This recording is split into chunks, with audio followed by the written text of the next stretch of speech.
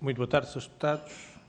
Começo por, naturalmente, cumprimentar o Sr. Presidente da ESGRA e a Sra. Carla Velez, também, e dar aqui nota que o Sr. Presidente da Comissão não pode estar presente, e, portanto, na qualidade de Vice-Presidente, estou a presidir à mesma para fazer esta audiência.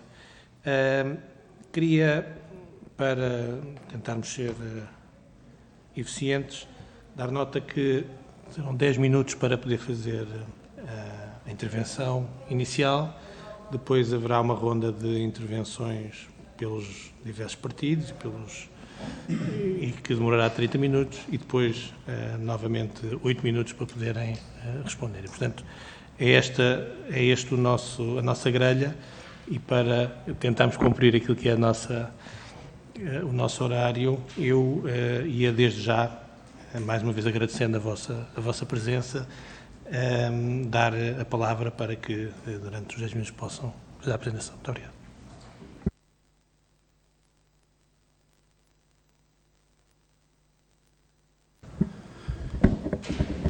Muito boa tarde, Sr. Vice-Presidente da Comissão de Ambiente e Energia, Senhoras e Senhores Deputados. Em primeiro lugar, agradecer a oportunidade da ESGRA, a Associação para a Gestão de Resíduos, vir a esta Comissão apresentar algumas das suas preocupações para o setor. O alinhamento que eu tinha previsto foi alterado. Estava eu de viagem quando soube que recebemos ontem uma versão já supostamente consensualizada do PERSU 2030, um PERSU 2030 que esteve em consulta pública durante algum tempo, que mereceu as nossas devidas considerações e, portanto, neste momento a versão que já tenho no e-mail ainda não tive oportunidade de a ler e de a analisar. No entanto, genericamente, recordava que a ESGRA representa, a nível de Portugal continental, os sistemas intermunicipais de resíduos e representa também a empresa regional da Madeira e dois sistemas dos Açores, que são os mais representativos, a Ilha de São Miguel e a Ilha Terceira. Portanto, grosso modo, nós representamos cerca de 40% a 42% daquilo que é a população e que é a produção de resíduos a nível nacional, em contraponto ao modelo de gestão multimunicipal, portanto, da empresa EGF. O PERSU 2030 mereceu a nossa preocupação e já agora, independentemente do que for alterado nesta versão consensualizada, em três aspectos que para nós são fundamentais. Em primeiro lugar, partiu de uma visão otimista ao nível da prevenção de resíduos. Estimavam-se 15% da prevenção de resíduos, o que contraria todos os indicadores e todas as estatísticas que nós dispomos. Depois tinha uma visão bastante otimista e com os objetivos daquilo que são as metas europeias, não as podemos de forma alguma desconsiderar, ao nível daquilo que era o crescimento da recolha seletiva e da recolha de biorresíduos. Sabemos que a recolha de biorresíduos é uma obrigatoriedade para Portugal, mas também sabemos que ela terá necessariamente que fazer o seu percurso ao longo dos próximos anos e não é uma coisa que se implemente facilmente e que se obtenham resultados de forma tão célere quanto seria desejável. Por último lugar, do PERSU 2030, há um aspecto que não pode ser de forma alguma desconsiderado, que é aquilo que nós chamamos de fração resto, ou seja, os resíduos finais do processo das triagens, da valorização, que não conhecendo outro tipo de destino, não lhe resta mais do que ir à terra. E, portanto, o país tem que ter a consciência que há uma fração muito significativa de fração resto e que pode valorizá-la energeticamente, pode colocá-la em aterro ou pode encontrar formas alternativas para o seu tratamento e para a sua valorização. E, portanto, esse é um aspecto do balanço mássico que nós não podemos de forma alguma desconsiderar e pareceu-nos que estava pouco acautelado naquilo que era a versão da consulta pública. Indo agora aqui a aspectos mais concretos e que alguns podem também entroncar no período que se vive de aprovação, portanto, de apreciação e de aprovação parlamentar do Orçamento de Estado. Taxa de gestão de resíduos. Há uns anos tivemos a oportunidade de chamar a atenção que a taxa de gestão de resíduos tinha vindo a funcionar como um imposto e não como uma taxa. Infelizmente, perdoem-me a imodéstia da associação, confirmou-se. de tal forma que as nossas pretensões tinham legitimidade que este Parlamento decidiu adotar medidas nesse âmbito e veio até a criar um regime favorável durante um período transitório de 6 meses para essa taxa de gestão de resíduos. A taxa de gestão de resíduos tem atualmente um aumento previsto de 3 euros por tonelada para o próximo ano. O que é que nos parecia, como uma boa medida para o setor, e este setor, permitam-me recordar, senhoras e senhores deputados, não teve um único apoio à sua atividade, quer no contexto da pandemia, ao qual foi chamado de forma muito ativa a contribuir também para a manutenção da saúde pública, nem tem tido apoios nenhuns, a não ser as linhas de financiamento comunitárias, apoios nenhuns para aquilo que é a sua atividade, e estamos hoje num atual contexto de um aumento abrupto do preço dos combustíveis, como é conhecido, e naturalmente as viaturas de recolha andam todas elas com combustíveis, seja diesel, seja gás natural. E o gás natural, diga-se já agora, com preços acima do diesel, o que é aqui uma matéria também sensível. Portanto, uma medida que nós tínhamos aqui como sugestão, como proposta, não sei como é que se pode qualificar, seria que o Parlamento equacionasse a suspensão do aumento da taxa de gestão de resíduos. Porque a taxa de gestão de resíduos, senhores deputados, não é mais do que uma penalização aos municípios. Nós, os sistemas de gestão de resíduos, somos os cobradores dessa taxa de gestão de resíduos. E eu julgo que era uma boa medida para os municípios, numa altura em que são chamados a dar apoios sociais e aumento do preço da gestão de resíduos, porque o preço da gestão de resíduos está a crescer exponencialmente. As tarifas vão disparar, é inevitável, disparam por força do preço dos combustíveis e vão também sofrer um agravamento por força dos aumentos salariais que já estão anunciados. Portanto, acho que era uma medida pragmática, objetiva e que beneficiava, como eu digo, os municípios. E repare-se que no contexto atual que vivemos não houve nenhuma alteração do modelo técnico deste ano para o próximo ano ou do ano anterior para este ano. E, portanto, vamos manter a mesma relação técnica. O que pode haver aqui, com este agravamento, é um aumento de receitas do Fundo Ambiental e assim não há aumento. Portanto, era uma matéria que eu acho que valia a pena ser equacionada. Sustentabilidade dos sistemas de gestão de resíduos. Os sistemas de gestão de resíduos vivem, como sabem, da sua tarifa. E essa tarifa tem 2 grandes fontes de receita. A do sistema de contrapartidas financeiras do SIGR, do Sistema Integrado de Gestão de Embalagens, que não tem uma única atualização desde 2017. Num contexto em que tudo sobe em Portugal, os valores de contrapartida, aquilo que nós recebemos pela entrega dos materiais recicláveis, plástico, vidro, papel cartão, não teve um aumento desde 2017. Eu acho que isto só por si faz-nos pensar a todos. Por sua vez, a questão da tarifa energética, como sabem também, é uma matéria que está longe de ser clarificada. E, portanto, aquilo que nós pretendemos essencialmente para o setor é que a tarifa energética do setor seja clarificada. Podemos depois discutir se deve ser acima ou abaixo. A questão do valor é depois outra. O que não podemos é ter um país a equacionar projetos de biodigestão, de biometano e não ter um referencial tarifário. Ou seja, qual é a tarifa? Não sabemos. E nós precisamos saber para investir e para fazer projetos sustentáveis nessa área. Depois coloca-se aqui também uma questão relativamente às questões mais orçamentais propriamente ditas.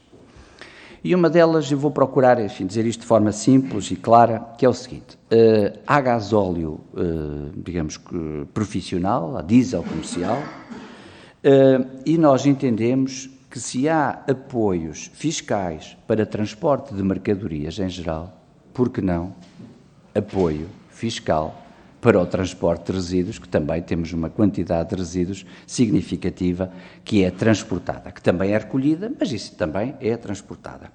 E poderíamos ter aqui uma forma de apoiar o setor com um apoio ao diesel ou ao gás natural profissional que é aplicado neste setor e que é um serviço público essencial.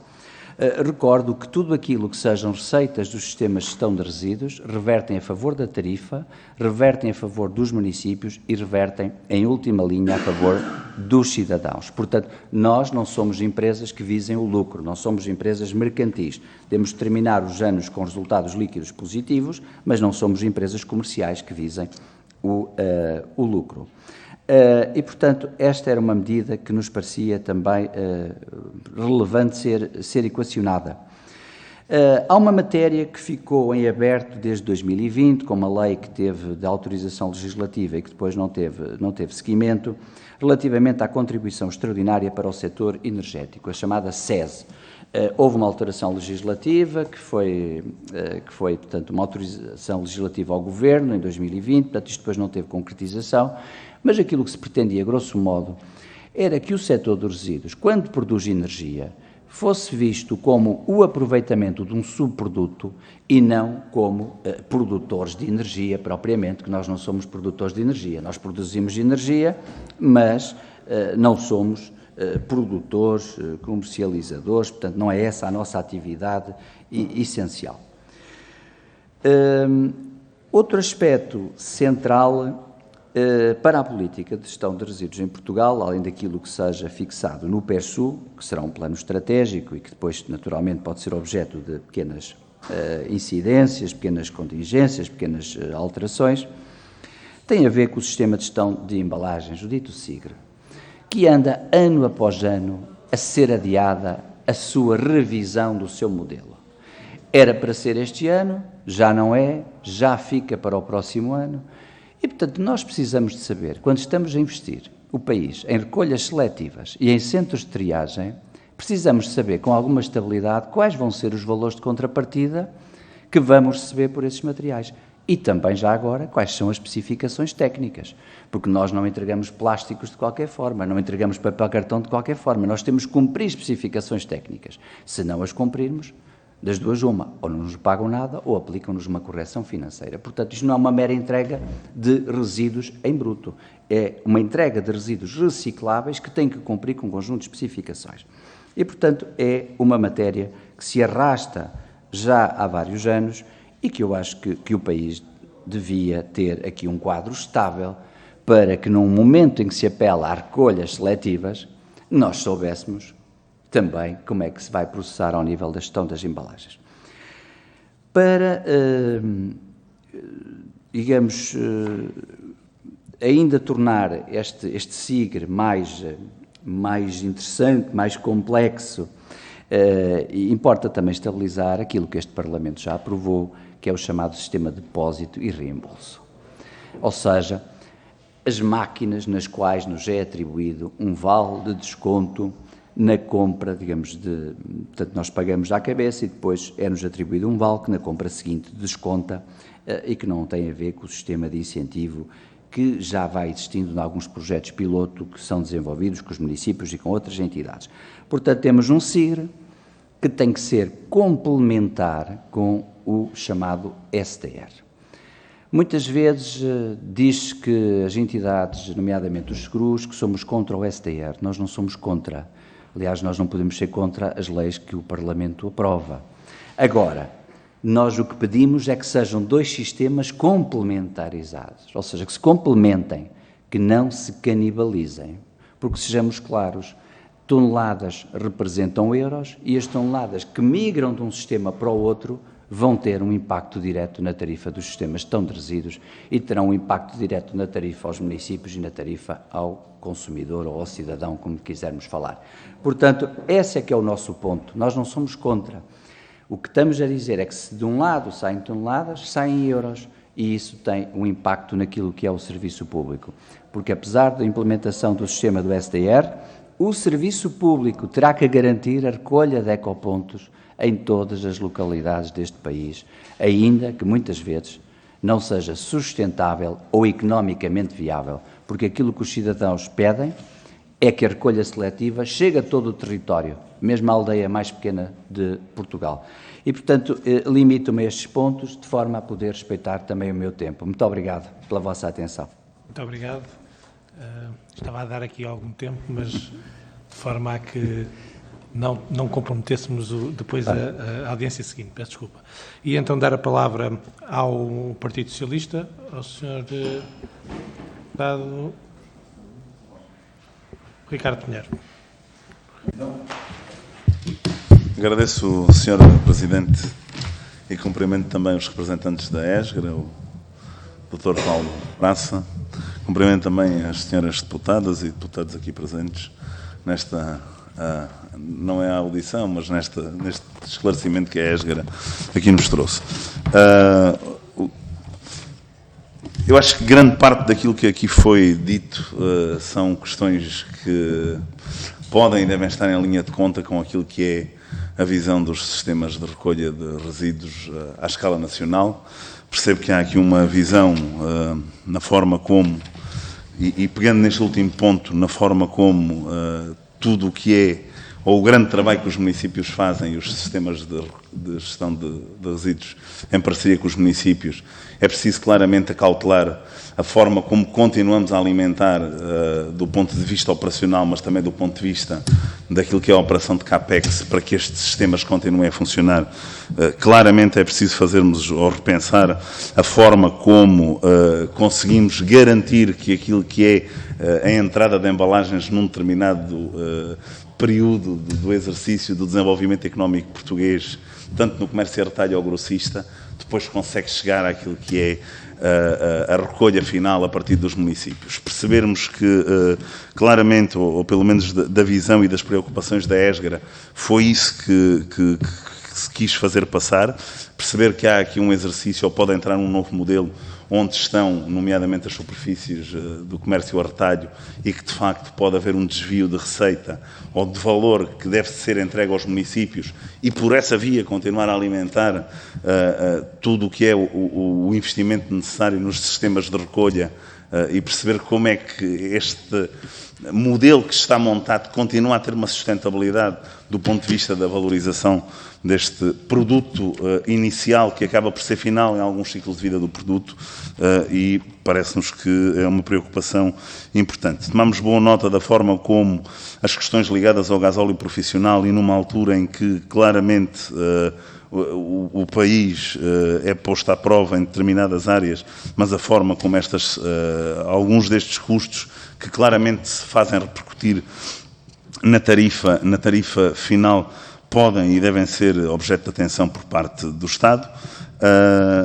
Também denoto, eventualmente, a possibilidade e, de facto, questões que temos vindo a falar de forma envergonhada, mas eu acho que cada vez mais as devemos analisar de forma aberta, a questão da possibilidade de se verificar ou não o estudo da introdução do ecovalor em toda a cadeia de processo, não só na forma como eu, que venho da terra do café, perceber se entra uma determinada quantidade de café diária, o que é que isso se transforma em ganhos do ponto de vista fiscal ou na valorização de uma empresa, mas também que quantidade de embalagens devem estar ou não associadas a essa transformação do produto, e perceber se toda esta cadeia de valor se faz corresponder a uma valorização. E esta questão é importante. Eu também venho do meio autárquico, e a forma como devemos continuar a garantir que os municípios fazem este trabalho, mas que, de facto, a essência dessa receita corresponde exatamente àquilo que elas devem ter por todo o serviço, para continuarmos a melhorar e a cumprir as metas que são tão ambicionadas à escala nacional e também à escala europeia. Acho que, de forma, o Partido Socialista, por nós, por mim, pelo Vice-Presidente da área, Hugo Pires, percebemos claramente aquilo que são as preocupações e estaremos atentos àquilo que é alguns dos temas que a Ésgara aqui nos trouxe esta tarde. Muito obrigado, Sr. Deputado. Passo agora a palavra ao Grupo Parlamentar do PPD-PSD, ao Sr. Deputado Coimbra. Muito obrigado, Sr. Presidente. Começava por saudar a Ésgara, não só pela sua vinda, mas também pelo trabalho que têm desenvolvido. De facto, são uma entidade com conhecimento, com experiência, com autoridade para se pronunciar sobre os problemas do setor e, portanto, agradecer a vossa preocupação e o facto de, mais uma vez, trazerem contributos a esta Comissão.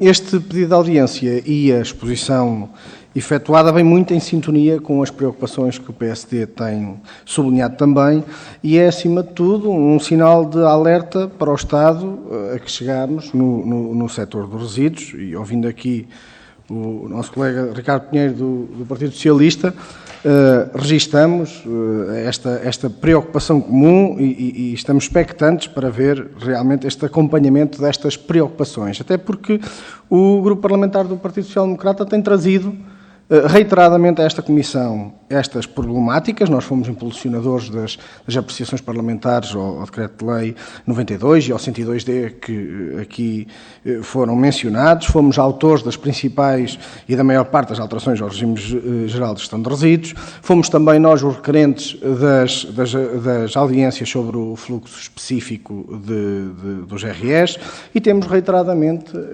confrontado o Sr. Ministro com o caos que se instalou, com o acumular de contenciosos comunitários e com os inaceitáveis incumprimentos de metas que têm sido, por demais, conhecidos.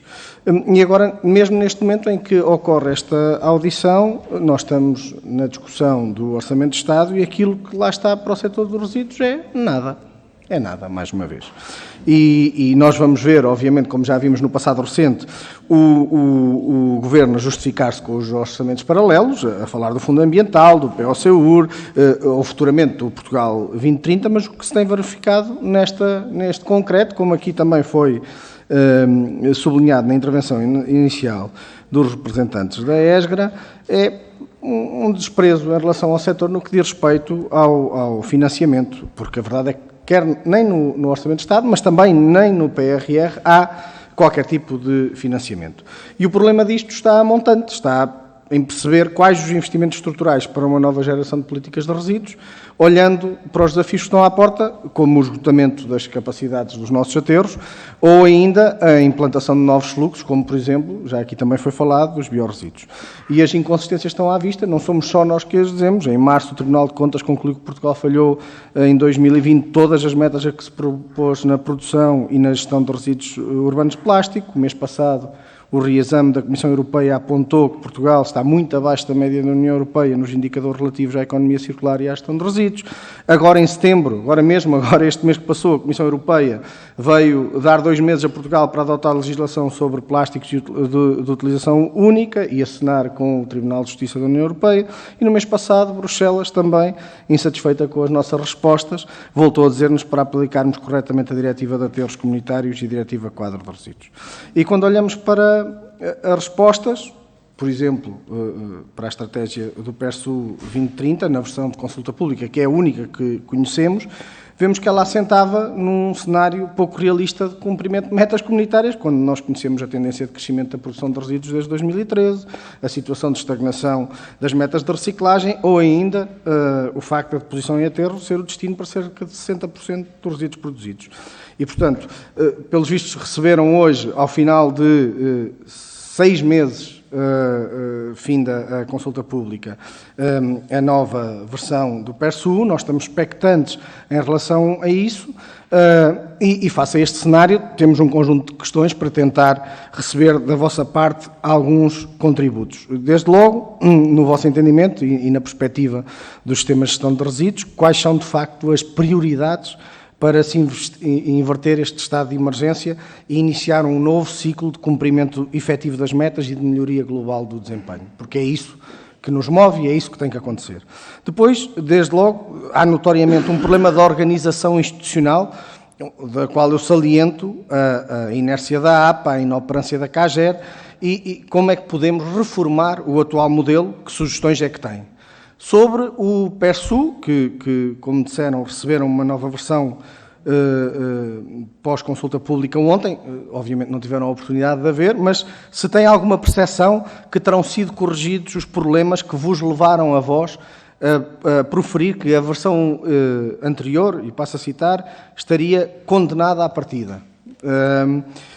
Já nos falou da TGR também, até nos apresentou propostas. Eu pergunto, vou já terminar, Sr. Presidente, porque é que as revisões dos valores, de facto, não induziram um melhor desempenho e, como se pretendia, e se, além das propostas que aqui fez, tem mais neste campo para fazer.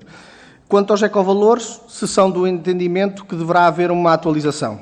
Até que ponto é que estão desadequados e são inibidores de um melhor desempenho.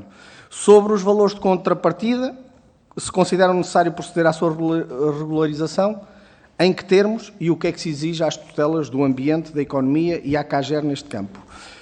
E, por fim, sabemos que tem estado em curso o processo de revisão das licenças das entidades gestoras, Perguntar se foram ouvidos neste âmbito, se consideram normal o procedimento de prorrogações automáticas face a este quadro de incumprimento de metas de fluxos específicos, como vem este processo e se, na vossa opinião, estão assegurados parâmetros de transparência e exigência. Por fim, última pergunta, Sr. Presidente, tenho mesmo que terminar, eu sei, do ponto de vista do financiamento, quais serão os domínios prioritários de investimento no Horizonte 2030 e se consideram que o futuro quadro está, de facto, a acautelar os interesses do setor.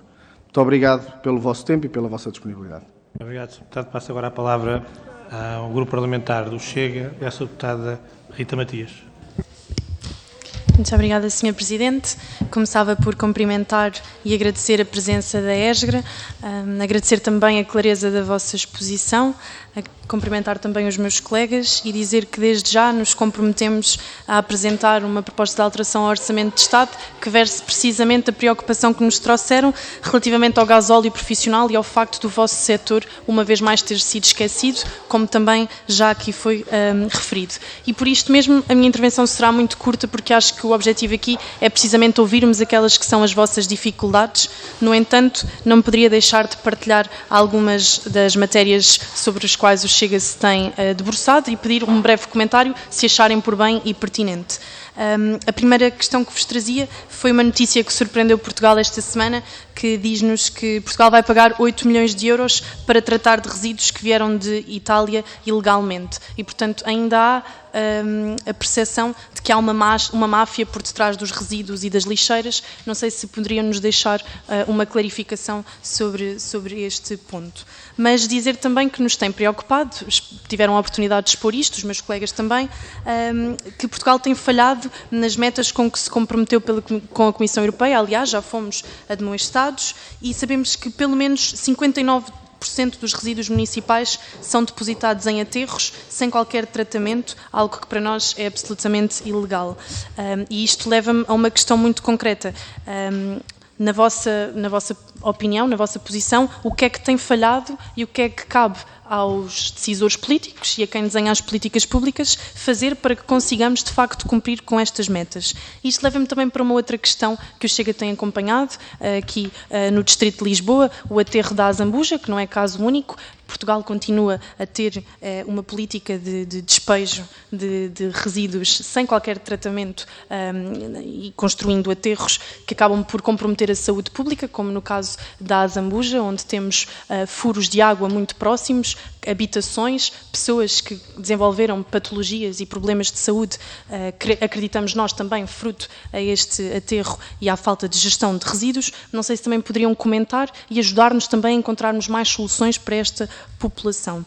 E, por fim, gostava também de colocar-vos uma última questão que tem que ver com a alternativa que estes resíduos domésticos podem ser uma fonte de energia alternativa, dando origem à energia elétrica e térmica, e até poderá ajudar ao combate e à redução das emissões de CO2, como tantas vezes vamos aqui dizendo, através da promoção de uma economia circular. E, portanto, gostava que nos dissessem, uma vez que os decisores políticos, e nomeadamente o Ministro da Ação Climática e da Energia, cada vez que lhe colocamos questões sobre este âmbito, ou não responde ou não manifestam interesse, consideram os senhores que seria interessante utilizarmos os resíduos sólidos urbanos para a produção de energia e para a produção de uma economia circular? Muito obrigada. Muito obrigado, Sra. Deputada. Passo agora a palavra ao Grupo Parlamentar do Partido Comunista Português, ao Sr. Deputado Bruno Dias. Muito obrigado, Sr. Presidente. Sr. Presidente, Sras. e Srs. Deputados, quero começar por cumprimentar a delegação da ESGRA e agradecer a vossa presença e os contributos que trouxeram para, não só em termos de informação, alertas e considerações importantes em relação à situação atual do setor. Se não fosse despropositado, eu atrevia-me a fazer um pedido que eu julgo que será útil, que é a forma sistematizada, estruturada, muito clara, como o Sr. Presidente transmitiu as várias questões, as várias preocupações que estavam colocadas, se entender adequado partilhar com a Comissão Parlamentar, digamos, não estou a dizer o documento que trazia, mas essa sistematização, que é de facto muito útil, essa ferramenta de trabalho aqui para a nossa discussão, para a nossa reflexão, seria muito útil, certamente. Para nós, sem dúvida nenhuma. Eu queria começar por fazer um pedido ou colocar uma pergunta que tem a ver, digamos, com o processo que nos conduziu até ao dia de hoje e até a esta versão do PERSU 2030 e o próprio andamento deste trabalho de elaboração, de discussão, e pedir-vos um balanço desse caminho, porque sabemos que a ESGRA fazia parte da Comissão Consultiva no âmbito desse processo de elaboração dos planos, não só o PERSU 2030, mas no âmbito daquilo que estava definido no despacho, e portanto, para além do resultado concreto do documento que foi agora apresentado, e também teremos todos nós a oportunidade de fazer essa análise mais aprofundada e mais concreta, a forma como os contributos, a reflexão, a discussão foram consideradas ou não, faz diferença, não é? Um aspecto que tem a ver com a taxa de gestão de resíduos, sabem certamente que o PCP foi contra este aumento brutal que se impôs relativamente à TGR. Nós acompanhamos a crítica que está colocada e, acima de tudo, as preocupações e até a proposta construtiva relativamente ao futuro próximo, de que não se vá mais longe e não se dê mais gravosos passos de aumento. Aquele chama, quer dizer, não é aquele chama, aquilo está definido como atualização, mas é um aumento da taxa, e perguntar também qual é a influência e o impacto que isto tem para o próprio sistema. Às vezes, parece que a ideologia só é vista por um lado da discussão, e então diz-se que é assim, o PCP, por razões ideológicas, é contra o princípio do poluidor-pagador. Por razões ideológicas, é contra o pay as you throw, etc. Bom, mas então vamos lá analisar. Eu também vos convidava a contribuir para essa reflexão. Qual foi, até hoje, isto não é do ano passado nem desde há 2 anos, qual foi até hoje o balanço relativamente, de facto, aos comportamentos, àquela discussão toda da responsabilização dos comportamentos individuais, como se fosse só por aí. Mas qual foi o impacto desta taxação, deste princípio do poluidor-pagador? Se estivéssemos a discutir água, também discutíamos a água. E os concelhos onde a água é caríssima, se lá poupam mais água do que nos concelhos onde a água é barata. Mas esta questão do princípio aplicado nestes termos, que balanço é que se pode fazer? Porque nós consideramos que é duplamente pernicioso e injusto, porque desresponsabiliza quem tem dinheiro e quem pode pagar e penaliza aqueles que, não tendo outras situações, estamos a falar no plano individual e até no plano institucional, e no plano das entidades responsabilizadas desta matéria. A fração resto e o problema concreto da vida real que não se compadece com as proclamações.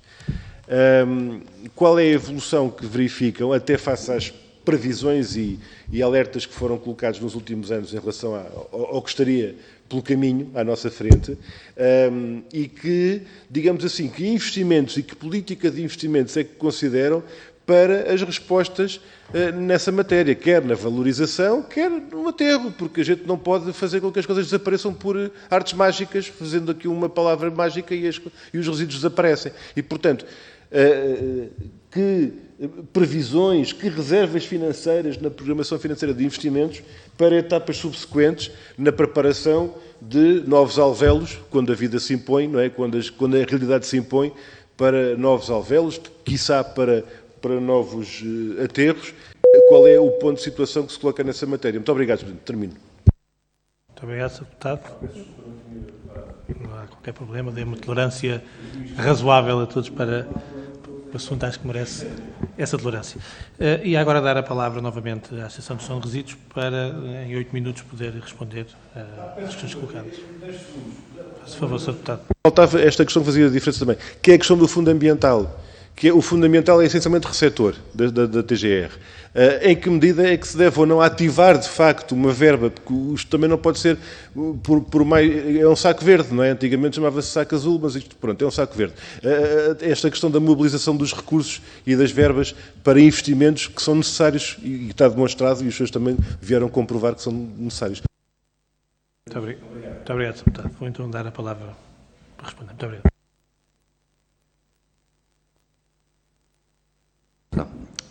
Sr. Deputado Ricardo Pinheiro, enfim, gosto de revê-lo e sobre alguns aspectos, nomeadamente aquilo que liga este setor com o municipalismo, já tivemos oportunidade na anterior legislatura de falar algumas vezes sobre o mesmo e, portanto, registro como positivo esta partilha de preocupações e a vontade de poder acomodar no Orçamento de Estado e nas várias leis que são elaboradas aqui no Parlamento, estas preocupações do setor. Senhor, portanto, aqui mais, enfim, um comentário, julgo que não me foi colocada nenhuma questão concreta. Sr. Deputado Bruno Coimbra, também um gosto, enfim, de revê-lo, desta vez presencialmente e não online, nos contextos da pandemia. Na anterior legislatura tivemos a oportunidade de falar sobre algumas das questões que preocupavam o setor e aquilo que foi o objeto da apreciação parlamentar e que se traduziram em, apesar de não ser o desejável para nós, se traduziram em boas medidas. Nós que trabalhamos isto sobre o ponto de vista técnico, não podemos deixar de desconsiderar que pagar TGR a 11 euros durante 6 meses em vez de 22 euros foi uma ajuda significativa aos municípios. Como digo, porque nós apenas repercutimos, temos que cobrar e temos que pagar. Este também é um aspecto da TGR que muitas vezes não é perceptível. É que temos associados que chega ao dia X de determinada altura e que tem que pagar mais de 1 milhão de euros de TGR. E tem que, naquele dia, ter mais de 1 milhão de euros em tesouraria. Ora, isto não é fácil. E há colegas que muitas vezes já se tornou impossível e depois isto tem implicações do foro fiscal e, portanto, temos de ter também esta sensibilidade, não é? De que pagar milhares de euros numa prestação que depois vence de forma única é bastante expressivo. Já agora, sobre a TGR, o regulador, a ERSAR, tem apelado aos municípios, tem dito que este valor da TGR deve ser repercutido aos consumidores, aos utilizadores finais. Daquilo que nós sabemos e que nos chega, os municípios não o têm feito e também não nos parece que no atual contexto o queiram fazer. Portanto, os municípios, o que nos têm dito é que querem apoiar as famílias, apoiar os seus municípios. A questão dos ecovalores. A questão dos ecovalores é uma questão altamente sensível. Eu, já várias vezes, trabalhando no setor, gostaria de perceber como é que funciona o SIGRE no seu todo. Eu próprio trabalho nisto há alguns anos, confesso que muitas vezes tem subtilezas, tem aspectos que nos escapam ao nosso conhecimento. Portanto, depois, na questão dos valores de contrapartida, que é o essencial da matéria, a IAPA tem em curso um estudo de valores de contrapartida. Adjudicou, isso é uma empresa que está a fazer esse trabalho. Pois nós acabamos na ESGRA, também recentemente, de adjudicar a uma entidade, uma consultora com nome, com prestígio, para fazer o nosso próprio estudo e para podê-lo apresentar ao Ministério do Ambiente e temos toda a disponibilidade, também interesse de o apresentar a esta Comissão. Porque aqui há um balanço de interesses, há um valor de contrapartida, que é um valor financeiro, o euro-tonelada, que tem que ser pago. E nós o que reclamamos é que esse valor seja um valor justo. É evidente que para uns será sempre pouco, para outros será muito, mas alguém tem que fazer esta mediação. E já foi dito aqui que esta mediação foi o deputado Bruno Coimbra que falou aqui na CAGER. Pois a CAGER é uma entidade sem poderes, que muitas vezes não tem orientação nem capacidade de decisão e que depois coloca as questões a quem de direito e a resposta tarda. E como a operação de gestão de resíduos é uma operação diária, nós temos que ter respostas ao dia. Sabemos que quando há desentendimentos, Em algumas áreas poderá-se dizer, bem, há sempre recursos, estamos num Estado de Direito Democrático aos tribunais. Pois, mas ninguém pode esperar 10 anos por uma decisão, para um problema concreto que se coloca nos dias de hoje. E já agora, só um exemplo. Há uma discussão em aberto relativamente a valores de contrapartida do papel cartão de 2019. Não é admissível, na nossa leitura, que ainda se esteja a discutir uma coisa de 2019, saber se temos a receber, se não temos a receber, quando já estamos a entrar numa nova fase de um novo ciclo. Ora, isto não cria um clima de confiança no setor. E este setor, de uma vez por todas, tem que ser um setor claro. Nós não podemos ter, de forma alguma, essa ideia de que somos um setor assim esquisito, estranho, com alguma obscuridade. Este setor é um setor de uma enorme importância para o país, quer económica, quer social, e, portanto, é um setor, um serviço público essencial e temos que ter aqui uma total transparência. Relativamente aos financiamentos. Ora bem, o que é que nos preocupa dos financiamentos? No PERSU 2030, consulta pública, estavam previstos qualquer coisa como 330 milhões para financiamentos dos sistemas de gestão em alta. Mas nós sabemos que a grande fatia, a grande preocupação está na baixa, está na recolha. O grande desafio que nós temos é que os equipamentos que estão ali na rua, seja com controle de acesso, sem controle de acesso, trifluxo, de biorresíduos, o que seja, é na rua, é na recolha em baixa que os cidadãos conhecem o serviço. É ali que surgem as reclamações. Na alta, quando surgem reclamações, é porque alguma coisa já está mesmo muito mal, não é? E, portanto, é esta interligação com o cidadão que constitui um enorme desafio. Se o país quer recolher biorresíduos, primeiro tem que os recolher. Depois terá que os tratar. Mas o tratamento é mais fácil de garantir, desde que naturalmente existam infraestruturas e financiamentos adequados. Naquilo que começamos a conhecer de linhas gerais de financiamentos 2030, preocupa-nos aquilo que pode ser a articulação entre os programas nacionais, o futuro POCUR, e aquilo que serão os próximos programas regionais. Portanto, dos documentos que são conhecidos, essa é uma matéria que para nós ainda não está completamente clara. O que é que financia cada um dos programas e de que forma se acautelam os investimentos necessários na baixa, na recolha.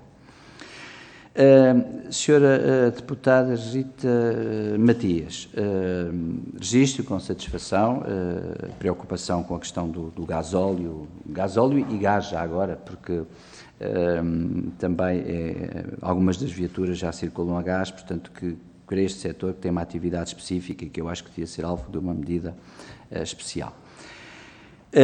Sobre os 8 milhões de resíduos de Itália, eu não quero comentar processos que extravasam o âmbito da associação, mas a propósito disso gostava de recordar 2 princípios essenciais da política de resíduos portuguesa e que está na política europeia. Primeiro, o princípio da proximidade e o princípio da autossuficiência. Portugal tem que ser autossuficiente e tem que ter infraestruturas de proximidade para tratar os seus resíduos.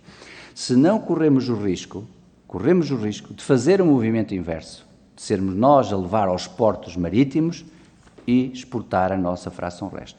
Outros países europeus ficariam satisfeitos em receber a fração resto portuguesa, porque naturalmente seria-lhe devidamente paga, portanto remunerada. E isso é um princípio, estes 2 nunca podemos perder de vista. Estamos no espaço da União Europeia, mas olhando à nossa autossuficiência e à proximidade. E proximidade porque temos que ter em todas as ilhas, temos que ter desde o Alentejo soluções até ao Nordeste transmontano. Referiu e bem a questão dos aterros. Ninguém gosta de falar da temática aterros. Há 20 anos foi um avanço face às lixeiras. Mas a verdade é que os aterros dos nossos estudos estão-se a esgotar. E eles vão ser necessários, sempre, nem que seja como uma válvula de segurança, como um mecanismo excepcional. E o que é que se verifica quando, de repente, vemos notícias e se discute a localização de um aterro sanitário? Ninguém quer o aterro sanitário, não é? Próximo. Not in my backyard, exatamente. Portanto, aterro sim, mas não se sabe onde. Do ponto de vista de aterros de gestão privada, também naturalmente não nos podemos pronunciar. O que sabemos dos aterros geridos pelos nossos associados é que os aterros são uma fonte de preocupação muito grande. Ainda hoje, passados estes anos todos, nós não sabemos qual é o comportamento final dos aterros sanitários. Quando começamos a acumular milhares ou milhões de toneladas, qual vai ser o comportamento daquela massa de resíduos que no fundo ali está aterrada? Mediante um processo de controlo, é certo, mas ainda há alguma incógnita sobre aquilo que pode surgir de futuro. E começam a aparecer projetos europeus de reengenharia de aterros, em que se vai ao aterro e se vai tirar recursos, como nomeadamente ferrosos, metais que estão lá, e procurar reaproveitá-los.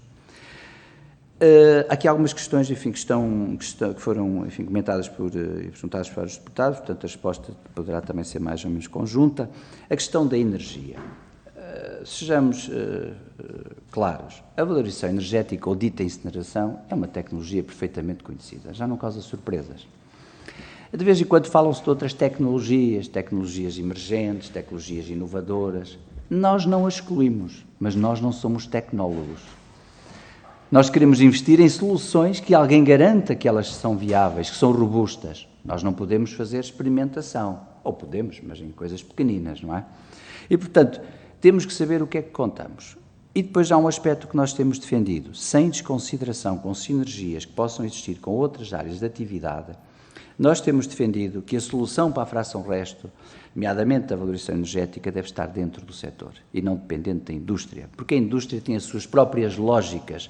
Nós somos empresas de serviço público ou de serviços económicos de interesse geral, como agora a União Europeia lhe vai falando. E permitam-me dar esta nota de preocupação. Temos que estar atentos, como portugueses, a que de repente estas coisas passem a ser reguladas não aos níveis das diretivas que têm de ser transpostas pelos Estados-membros, mas de repente que possam surgir regulamentos que são de aplicação direta e as coisas aí podem-se complicar. Portanto, temos que estar muito atentos a estes sinais. A esse propósito, dizer que a ESGRA é associada da MWE, Municipal Waste Europe, que é uma associação que só tem um representante por cada Estado-membro, de entidades públicas de base municipal, que somos, no caso, em Portugal, a ESGRA, que acompanha a definição das políticas em Bruxelas. E, portanto, estamos atentos aos sinais que Bruxelas vai transmitindo e acho que todos devemos estar atentos a esses sinais e a essa preocupação. No atual contexto, a questão da valorização energética, da produção de energia, do biometano, dos gases renováveis, deve ainda merecer mais atenção, uma vez que o país precisa dessa energia. Sr. Deputado Bruno Dias, temos todo o gosto em partilhar este documento. Vamos apenas aqui rever o que dizia respeito ao PERSU, que fomos surpreendidos na viagem. Temos todo o gosto em partilhar também com esta Comissão aquilo que foi a nossa apreciação em relação ao PERSU 2030 de consulta pública. E não basta, de acordo com aquilo que é a nossa posição de princípio, não basta uma alteração, como dizia aqui a colega Carla, de semântica, ou narrativas, ou de texto, ou o que seja. Ou seja, nós temos que ver o PERSU, e é assim que eu vejo muitas vezes, como um balanço mássico, e aquilo tem que bater certo. Se nós quisermos, num ponto de partida, desconsiderar 15% do que vai ser prevenção, e nós sabemos que quando só há prevenção, só há diminuição da produção de resíduos em ciclos económicos maus para os cidadãos. E eu acho que essa parte não é desejável. É evidente que a Europa diz que devemos dissociar o crescimento dos resíduos do crescimento económico, certo, mas sabemos que quando as famílias dispõem de mais recursos, consomem mais e com isso produzem resíduos. Esse é, portanto, um documento que podemos enviar e que temos também todo o interesse a enviar a reanálise que vamos fazer do PERSU 2030 com total objetividade. Sobre a TGR, de facto, acho que é uma medida pragmática que podia ajudar o setor, evitando esse, enfim, agravamento, aumento, o que está consagrado em lei, e que tem revertido para o Fundo Ambiental. É verdade. Houve agora uma situação nova que confirma aquilo que nós vinhamos dizer, que as verbas não estavam a chegar aos sujeitos passivos da TGR. E foi recentemente lançado um aviso, uma dotação do Fundo Ambiental, 17 milhões de euros a nível nacional, que vão reverter a favor das comunidades intermunicipais e das áreas metropolitanas e, por sua vez, as comunidades intermunicipais e áreas metropolitanas vão abrir candidaturas para os beneficiários, que são os municípios, poderem aceder e fazer projetos de biorresíduos. Diga-se, devolver 17 milhões que já foram pagos. E, portanto, essa é uma medida positiva, recente, que vemos como positiva, mas que demonstra que até isso não aconteceu e que, de facto, a TGR não reverteu a favor do setor. Reverte a favor das despesas da administração, que estão lá consagradas, mas a favor do setor.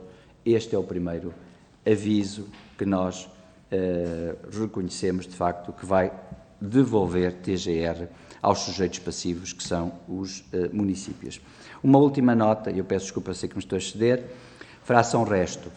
Questão que se coloca, aterros, a Europa não nos vai financiar, mas nós vamos ter que os ter. E valorização energética, vamos ter que os ter. Não vejo aqui nenhum... Não conseguimos meter isto ao bolso, não há milagres, aqui não há nenhuma questão. Portanto, não conseguimos colocá-las no nosso bolso. Temos de ter. Porque, reparem, mesmo quando temos soluções tecnológicas avançadas, há paragens técnicas. E durante a paragem técnica, nem que sejam 30 dias, eles têm que ser colocados e são sempre uma válvula de segurança. Já agora, permitam-me, o que é que aconteceu na pandemia? Nós transformamos-nos em empresas de recolha e tratamento de resíduos de categoria 3, de risco biológico, porque o país não tinha soluções. E o que é que se disse ao cidadão? Coloque em saco duplamente fechado e coloque no contentor de diferenciados. Portanto, o país teve que ter necessidade de mais capacidade para dar resposta a essa situação, porque, de acordo com a lei em rigor, nós não devíamos receber esses resíduos.